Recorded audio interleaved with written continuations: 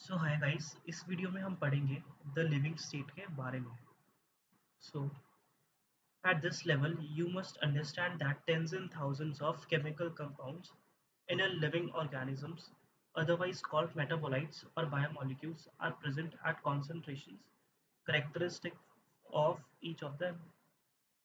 तो इसमें हमें बता रहा है कि हमें पता ही है कि लिविंग ऑर्गेनिज्म के अंदर हजारों तरह के केमिकल कंपाउंड्स होते हैं जिनकी एक फिक्स्ड कंसंट्रेशन होती है। कैरेक्टरिस्टिक कंसंट्रेशन, मान लो कि हमने किया कि ग्लूकोज की, जैसे हम दिया हुआ example, the blood concentration of glucose in a normal healthy individual is 4.2 millimoles पर लीटर टू 6.1 मिलीमोल्स पर लीटर। अब एग्जांपल में हमें दिया हुआ है कि ग्लूकोज की कंसंट्रेशन 4.2 मिलीमोल्स पर लीटर टू 6 मिलीमोल्स पर लीटर हो सकती है। अब इसमें ध्यान देने वाली बात है इसकी यूनिट। इसकी यूनिट हमें दी हुई है मिलीमोल्स पर लीटर, तो ये ध्यान देने वाली बात है। उसके बाद हमें एक और, while that of hormones would be nanograms per ml, तो हमें एक और हार्मोन्स की हमें कॉन्सेंट्रेशन स्पेसिफाई की गई है कि हार्मोन्स बहुत ही कम होते हैं, जैसे कि नैनोग्राम्स पर ml में इनकी कॉन्सेंट्रेशन होती है। The most important fact of biological system is that all living organisms exist in a steady state, characterized by concentration of each of these biomolecules. अब स्टेडी स्टेट का मतलब क्या हुआ कि लिविंग ऑर्गेनिज्म में ये वाली कंसंट्रेशन बरकरार रहती है, मतलब कि इसी रेंज में रहती है। और अगर ये इस रेंज से थोड़ा डिफर करे तो मतलब हमारी बॉडी में कोई डिजीज या कोई प्रॉब्लम है। तो यही बताया गया कि ये स्टेडी स्टेट में हमारी बॉडी रहती है। These biomolecules are in a metabolic flux.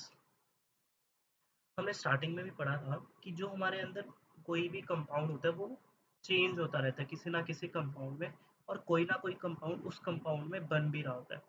तो वो ऐसा नहीं है कि वो स्टैटिक रहता है। तो हमारे जो कंपाउंड्स होते हैं वो डायनेमिक होते हैं, मतलब कि वो कुछ ना कुछ बनते ही रहते हैं और चेंज होते रहते हैं।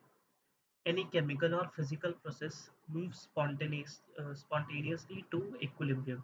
अब अगर हम कोई रिएक्शन करवाएं बॉडी के बाहर, तो हमने देखा होगा कि कोई भी केमिकल रिएक्शन हो या फिर फिजिकल प्रोसेस हो, वो स्पॉन्टेनियसली, मतलब उसकी कोशिश रहेगी कि वो इक्विलिब्रियम में आ जाए।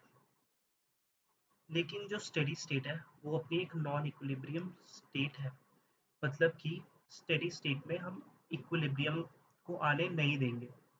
One should remember from physics that systems at equilibrium cannot perform work. अब हमने फिजिक्स में पढ़ा होता है कि इक्विलिब्रियम में कोई बॉडी वर्क नहीं करती। आप इससे एफ इंटू एस से भी कर सकते हो कि अगर इक्विलिब्रियम है तो एस जीरो हो जाएगा तो वर्क भी जीरो हो जाएगा।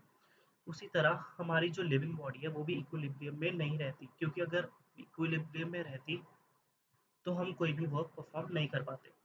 As living organisms work continuously, they cannot afford to reach equilibrium.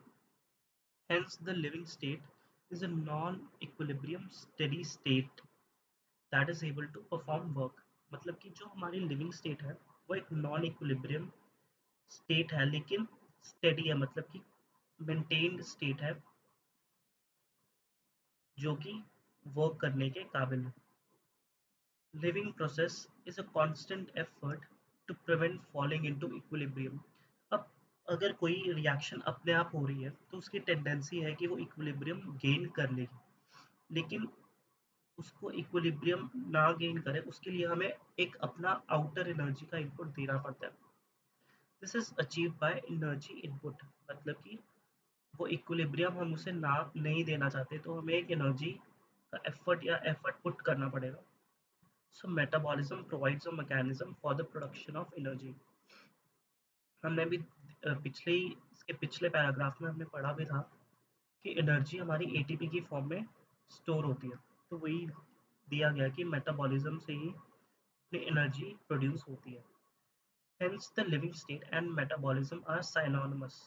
तो लिविंग स्टेट और मेटाबॉलिज्म को साइनोनिमस, मतलब कि एक जैसा मान सकते हो। Without metabolism, there cannot be a living state.